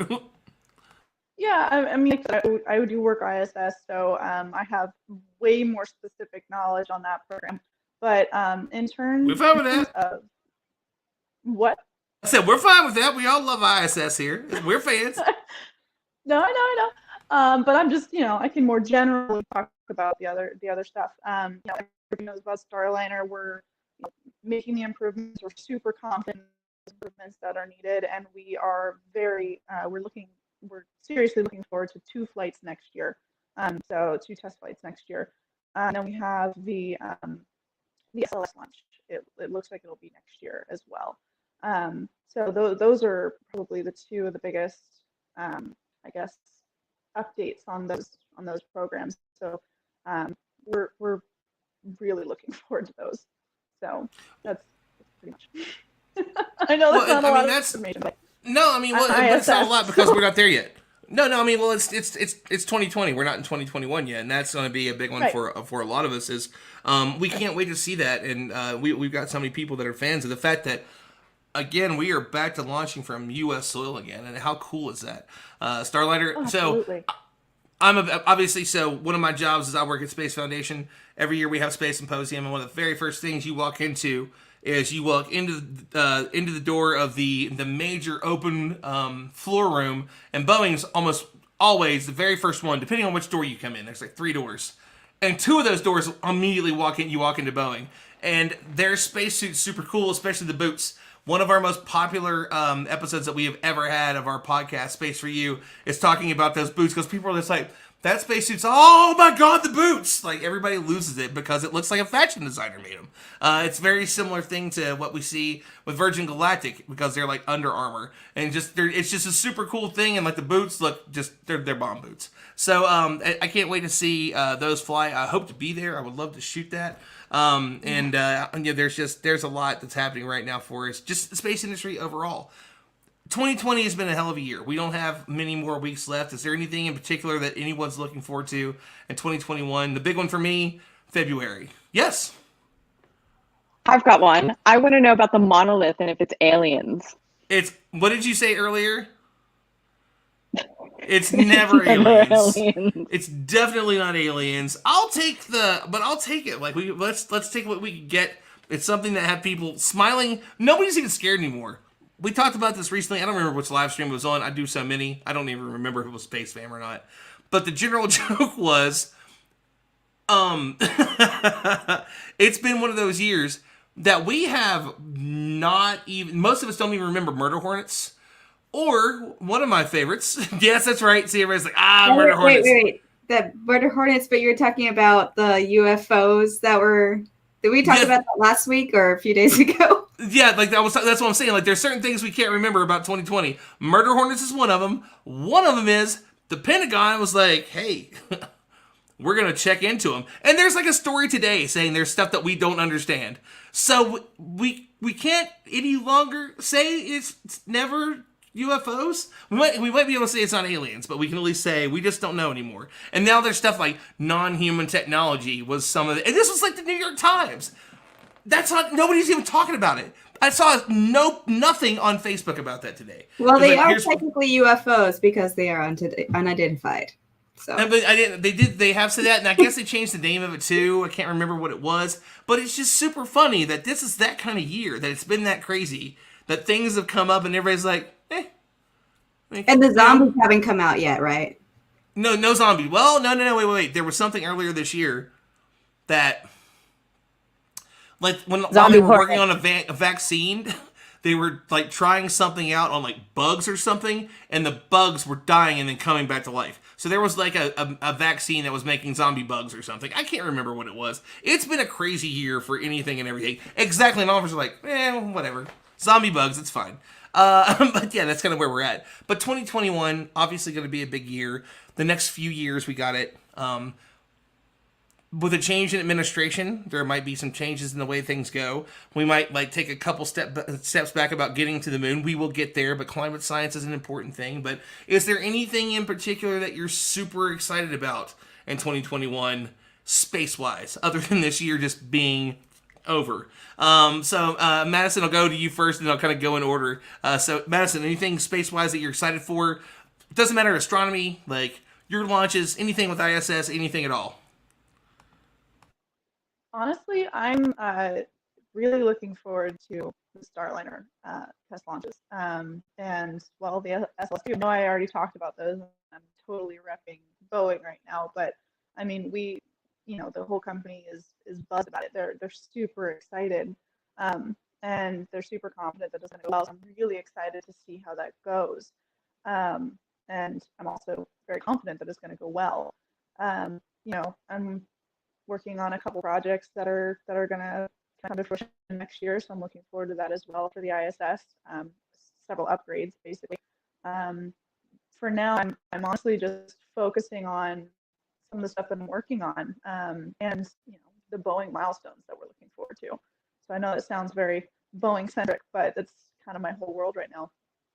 Well, I mean, as it should be. That's the cool thing about it is that a couple weeks ago we had somebody from Dynetics and they were talking about the moon lander that they're working on. Like, that's the fun part about shows. I never know. Oh, hey, I got a friend of mine that wants to come on that 3 years ago when we met, they were doing nothing yet in the industry. They're working their way into the industry, and now it's just, here's a huge thing that I'm working on right now, and it's just the coolest thing ever. I love that. That's what I love about the space industry, always bringing more folks in. There's actually a couple folks that I'm looking at for next year to kind of talk about some of the cool stuff that some of the major ones are doing, and I know that is the vaguest of vague books, so I apologize, but just saying that as we head into 2021, we're going to have some really good shows at the beginning of the year. Tara, I want to go to you next. What are you excited about for 2021? You look shocked that I went to you for some reason. No, because I'm excited for James Webb. I'm excited for the James Webb telescope, and I was actually just on their website, just kind of having a look around because it's going to launch, I think, from French Guiana through ESA. It's supposed to be Ariane Space, right? Yeah, Ariane Group. No, yeah, and can it see like from one end of the universe to the other? Like, I just think that's just amazing. It's like more powerful than Hubble, and yeah, it's super beast mode. Like one of the very first things that I ever did interview wise was video interview was I talked to Dr. Paul Hertz, and Paul was we're going into it. I'm talking to him about some stuff. I'm like, man, I'm stoked. I want to be an astronomer one day. I would love to be able to work on this. This is kind of my dream. And he talks about it, and I wish I could remember exactly what he said and how he compared it. Because basically he said one image that we take, if we did it at the full resolution that we'll get from it, would take up like this massive wall in Johnson Space Center, and I can't remember which one it was that he mentioned. I need to go back and watch it because, and we're talking about it's gonna blow that Hubble deep field image that we all talk about out of the water. As much as they talk about it, it's going to cost more money. There's going to be more delays. It's the Just Wait Space Telescope. All that comes with it, nobody will remember. No one. We will not care. We will all be so stoked about it. And I just noticed the private chat has 35 messages in it, and it's been like 5 minutes since I last checked it. So I love that. I love the conversation that's going on in there right now. But James Webb just absolutely excites me in more ways than I can possibly discuss. And I can't wait to go check the 36 messages now that I've missed in the last 5 minutes. So Micaiah, I'll go to you next. Yeah, Tara, you want to say something? Sorry. I just want to say I'm also a big fan of collaboration. I love how everybody works together. So I'm really excited to see that as well. But that's it. Beautifully stated. Micaiah, I'm going to go to you next. Going off of that, and I'll do the clean version, but I say James Webb is the as soon as I get my life together, it's over for you folks of space telescopes. So yeah, as you said, as soon as it launches and we get that data, it's just gonna pull everything. A lot of the things that we have, like, it's just gonna advance everything. So I'm excited for that. Even though I haven't really gotten to this astronomy stuff, and I'm actually, the funny thing, I still haven't gotten my first telescope, and I'm trying to. I think that's gonna be one of my gifts to myself, even just a little cheap one, just so I can start to, look at the stars and stuff like that and get familiar. I think, and this is kind of like maybe like not the exciting thing. Like, of course, I love launches, and I look forward to almost any launch happening. But I want to like view the progress of space policy and law, because actually that's one of my new big interests is, how are we, navigating, international collaboration and how we go into space now, not with just governments going, but, with companies going. Our law infrastructure right now, what we think is like the Outer Space Treaty and like a few other things that many nations have signed, but it's still like the same, general, very vague laws from the 60s. And there's a lot of talk about, what is needed for the industry to like really progress, but also not go overbound of, taking ownership of the moon or, claiming land on the moon, but still using assets and the resources and stuff. So I think like the Artemis Accords has been interesting because it's basically like a memorandum of understanding, kind of overglorified one. But it still is progress with getting on the same page of how we're going to, work on the moon and having multiple operations and eventually settlements and stuff like that. I hope that it expands, and also not just for the typical spacefaring nations and like the EU and US and like Roscosmos and JAXA, but also we're going to see hopefully other nations and hopefully the southern hemisphere getting on board and getting that investment and stuff. So I think, I don't know what's in the future with space policy, but I think it's probably actually more important than we think, that we actually go in space responsibly. That's, that's just for everyone. It's not just about national goals, even though that's why we do a lot of things. It's about, where we're going as a species. So I want to see how that progresses and see if I can play a part in the future. I mean, wonderfully stated. And so next I want to go to Julia. Trying not to laugh at what I just saw in the private messages. What are you most excited for? When you get to me? I'm just saying. I mean, it's you. It's you saying the stuff and things, so it's on you. What are you most excited for? 2021. I mean, it's been a crazy year for everything that's going on, especially life. Venus, where'd that come from? Venus maybe still a thing. And what's even better is that Julia, your face just froze for a second, and it looked like you like memed it when I said Venus. Like you're like, I don't know. So that was even better. But so what are you excited about? I cannot. I need to just push those comments. Just seeing if I think my internet like blipped for a second. It definitely blipped for a second. Cool. Am I back? You're back. You're a little fuzzy, but I think you're okay. I think I just want to echo what everyone else has already said. Like, I'm psyched for James Webb.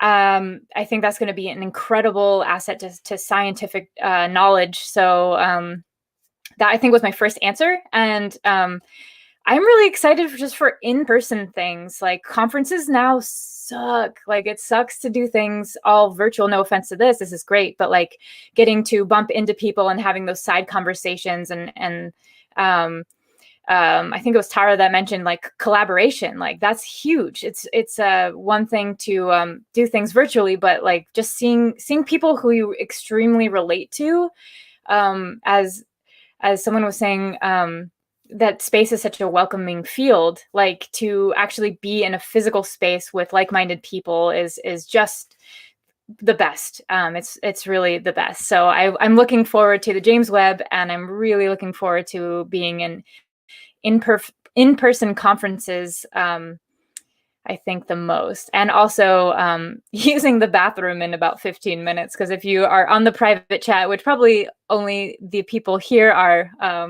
that would be correct. Yes, they all know only people here are on that one. Yeah, so that's what I'm looking forward to.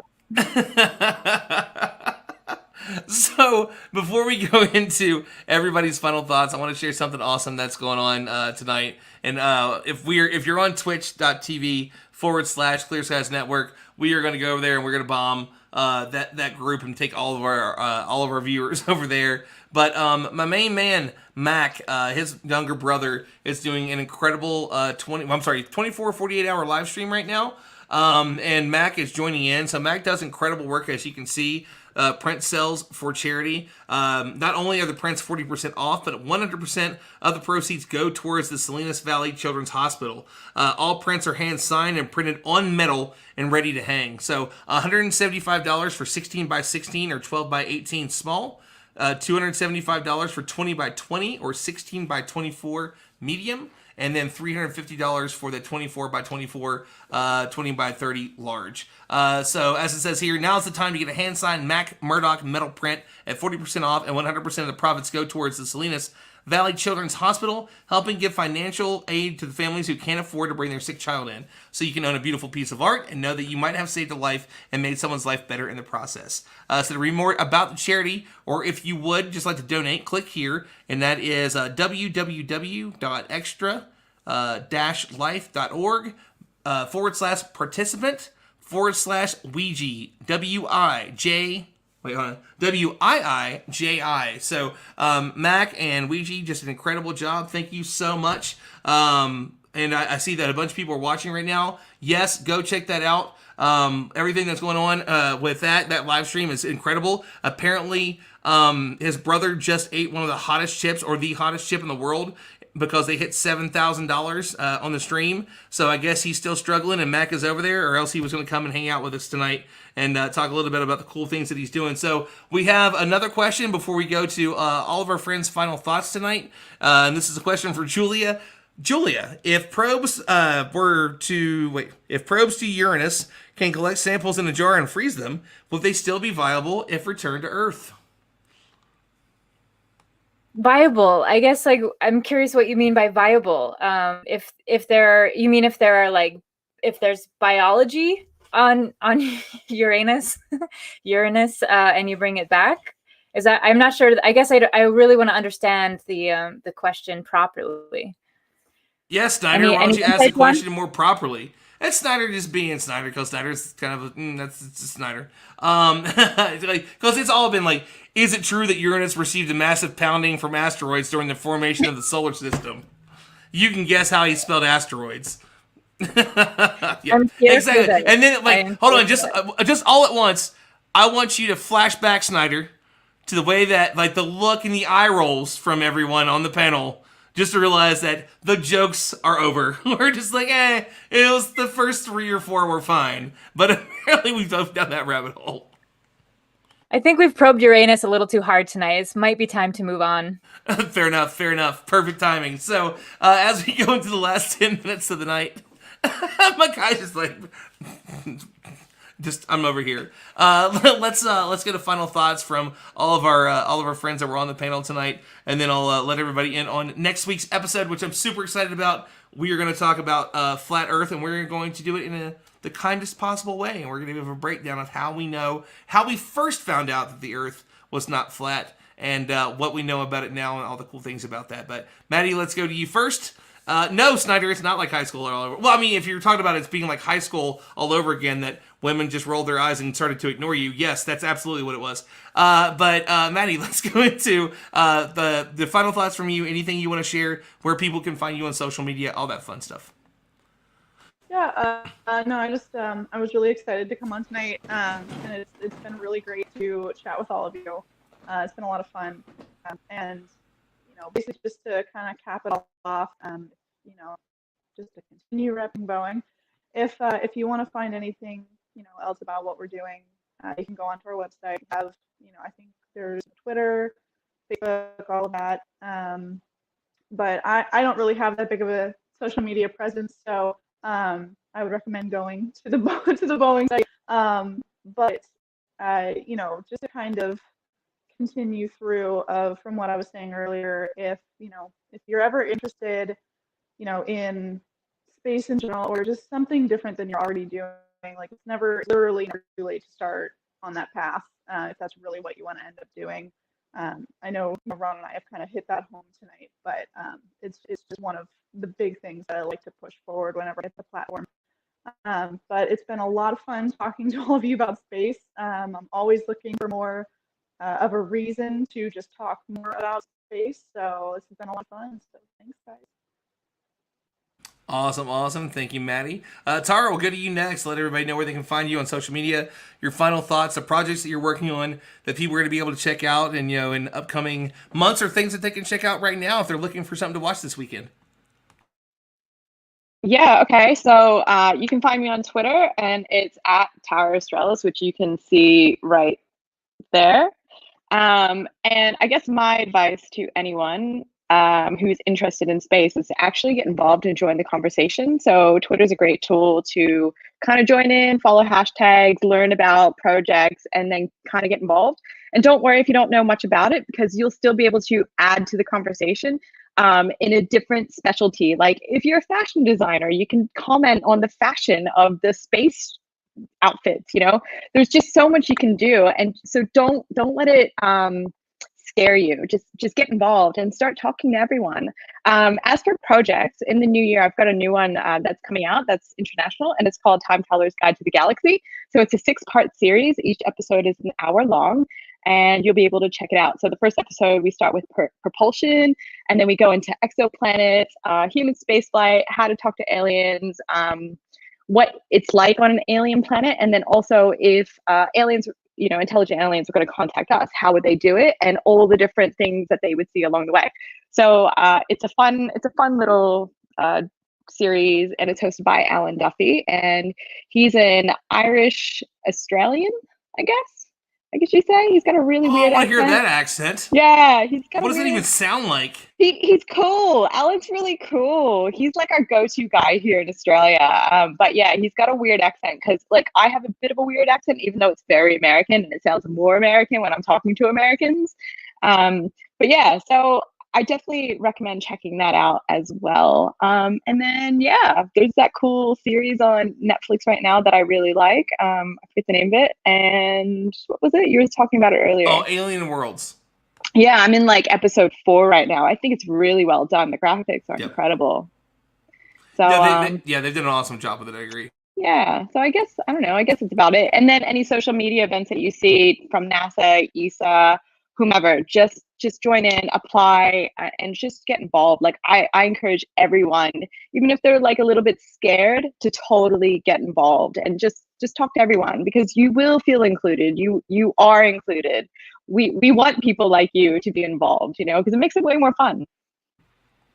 I can't agree enough. There's never enough of us. We need each and every one of you, and we appreciate it. So, Micaiah, I know that you were super excited to come on this week. I guess I can be there, maybe.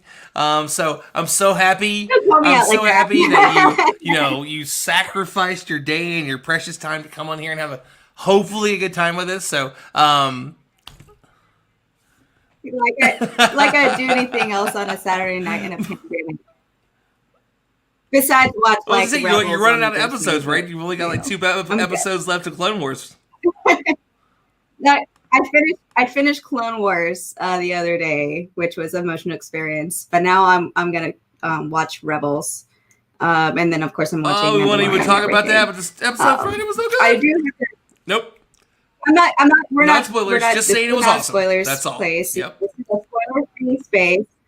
And I'll have to one day really get into Star Trek. I know that. But basically, my on Twitter and Instagram is Astro_Eustace. I also have a Facebook page at Astro Eustace. I don't have any confirmed projects right now. I say confirmed, like, say confirmed, like I can't, if there's something happening, I wouldn't be able to talk about it anyways. But yeah, I really also retweet like a bunch of other space folks, and especially like a lot of like Black and Indigenous people in space or other sciences like marine science and stuff like that. So yeah, I am also really excited about space, but just generally learning things. And I think, who knows where I'm going to be in 5 years? Like that's even hard to think about for me. But I could be doing something like completely different, or maybe I'll be like writing an album or something like that. Who knows? Oh, I've already written a song that's technically on Mars, but who knows when I'm down with that's going that. to be released. Every single time that I look at our private chat, there's another 10 to 20 messages, and I just don't know what's going on. And I love that. It makes me laugh because I'm trying to keep up with our Twitch too, and everything else that's going on. So, Julia, we're gonna go to you next. Any final thoughts? Let's just avoid the Uranus jokes and just go into anything else you want to share with us, where people can find you, any of the cool things that you're up to as we wrap up tonight. I mean, I thought Uranus was the focus of the show, but I guess I'll diverge for a second. Not just Uranus, but the Uranus. I just want to say thank you for having me, and just to echo what all the wonderful guests have said before me. Just please get involved in space if this is something that's interesting. Like there's a space for you, no pun intended, actually. But one thing I wanted to do a shout out is for the education of space exploration and space in general. I think if anyone has the opportunity to teach the awe and wonder that comes with space exploration and just space in general, like that is such a cool hook. And I think just to do more education and outreach.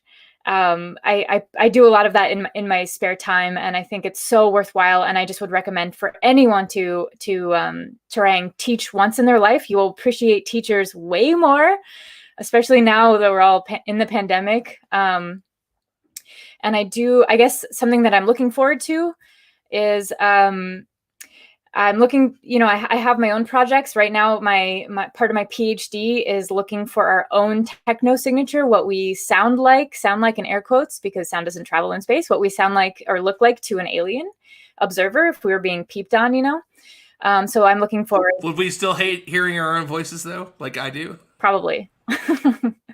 But yeah, so I'm excited to do more of that.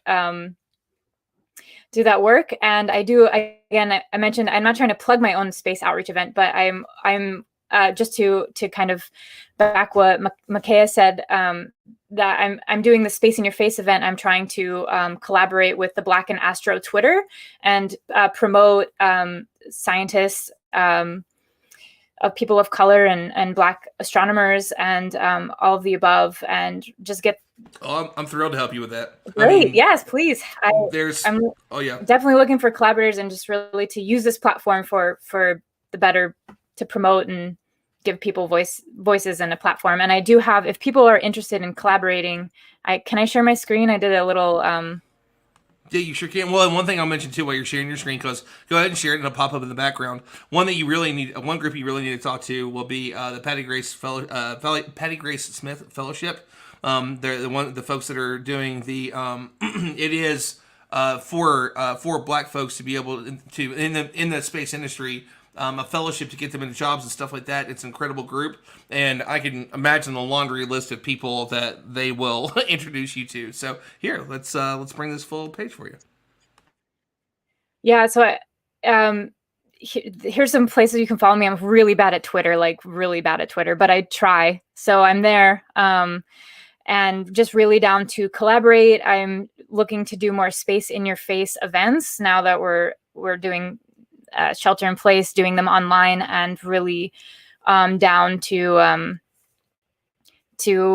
bring on any artist if you're a musician. I just love to kind of do what you do, Ron, just like promote.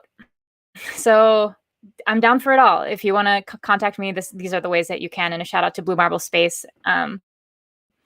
They do a lot of that. They do a lot of this stuff as well. So thank you. Agree. Well, and that's also a big. We're big fans of them. Graham Lau, Sarah that's over there. We have some awesome friends that are. Oh no, okay. Sorry, I just read something. Mac, I completely understand. I don't know who is. I'll have to talk to Dustin about that one. But yeah, so Blue Marble Space is an incredible group. Dr. Graham Lau, you've seen him on here before. He drops in from time to time. Sometimes he's a guest the whole time. One of my close friends here in Colorado, doing amazing work. So I just want to tell everybody thank you so much. We've had an incredible group of people that have been in the chat tonight. Mac, I see you, Snyder, Will, Jamie, and there's some folks that I don't know and some people I know well. One of my good friends, Imran. Sonic Horizons. I can't wait to go check out your channel. It looks very much like, just from your brand alone, I can tell that you're somebody I like. Snyder, whatever. We love you, brother. It's always exciting to see each and every one of you. Please join us next week. We've only got 2 shows left in the year, and next week we are going to break down Flat Earth. All the stuff about it, like why people ask the questions, what the questions are, and we're going to go all the way back to the first time that we figured it out. We'll have Tori Carissimo. He just confirmed in an email earlier tonight while we were on the show live that he will be on from Overlook Horizons. Jupiter Joe will be on. Lee Giat will be on. There's a group of other people that I've talked to about it. We're going to have fun and talk about how we understand this. This is a major thing, and it's kind of permeated culture. So we want to talk about it in a serious but also fun way, and say, hey, this is how we know. If you still choose to say that's not true, we completely understand, but we want to dive into it very much like we did aliens. Are aliens real? Well, we don't know. Here's what we have right now, and Julia is somebody that's out there that's looking for life in the universe. Are aliens here and gutting your cows and snatching people up? No, we don't think so. That's where we get into what Tara said earlier. Probably not aliens, but there Can are I say some one great last? ways. Yeah, of course. Extraordinary claims require extraordinary evidence, and I'll leave it at that. It's a Carl Sagan quote, so might not be aliens. It might not be aliens, and that's one of Graham's biggest things that he talks about is that as we look out into the universe, there are possibly trillions of galaxies, like 2 trillion galaxies, and then you keep breaking everything down to suns, and then around every sun is minimum of 1 planet, we think, and then you got to get into the multitude of planets and the multitude of moons and the places that are in different versions of the Goldilocks zone. So there's a certain area around the sun that a planet may be, but then there's also certain moons that are around certain planets of certain sizes that could possibly, that could breathe life. Those numbers go really, really deep. Are we alone? That would be, as they said in Contact, a great way to kind of end this is, that's a lot of wasted space if we're alone. But what if we are it? What if we are the first? That just puts a whole lot more on our shoulders to be able to go out there and do great things and be better to each other and all that. So, we all love Carl. He had a birthday a couple weeks ago, and it's always you're exactly right, Julia. It's always great to have these conversations with people from all different backgrounds from around the world, and I appreciate everybody that came on tonight. We can't wait to see you next week. 8 p.m. Mountain Time. For those of you that don't know what that is, Google it. I'm tired of explaining it. And I appreciate everybody joining us, and we will see you on next week's episode. Thank you so much for joining us tonight. Live long and prosper.